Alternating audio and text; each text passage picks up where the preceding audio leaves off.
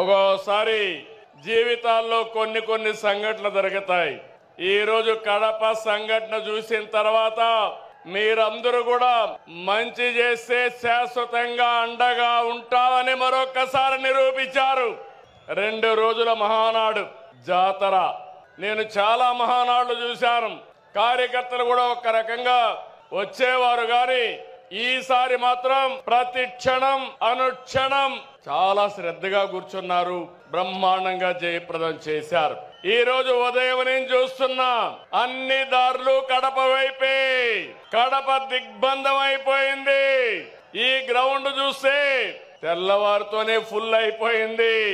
ఈ రోజు ఎప్పుడు కూడా మన మీటింగులు టైం కంటే ఒక అర్ధ గంట ఆలస్యంగా జరిగేది, కానీ ఈసారి మాత్రం టైం కంటే 3 గంటల ముందే మన మీటింగ్ ప్రారంభమైంది. ఏం తమ్ముళ్ళు, మీ రుణం తీర్చుకోవాలి. కూటమి ప్రభుత్వం ఏర్పడ్డాక మొదటి మహానాడు దేవుని కడపలో జరిగింది. రెస్పాన్స్ అదిరింది, సూపర్ హిట్ అయింది. ఇక్కడ ఒక విషయం మీకు చెప్పాలి. గత ఏడాది 2వ తేదీ ప్రజాగళం ఎన్నికల సభలో కడపకొచ్చాను.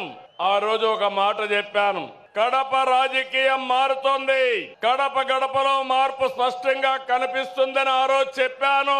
అది మీరు చూస్తే అహంకారంతో విర్రవీగే వారికి ఎన్నికల్లో కడప జిల్లా ప్రజలు అద్భుత చైతన్యంతో తీర్పు చెప్పారు. ఈ ఎన్నికల్లో ఒక కడపే కాదు, రాష్ట్రం ప్రతి ప్రాంతం అద్భుతమైన విజయాన్ని సాధించాం.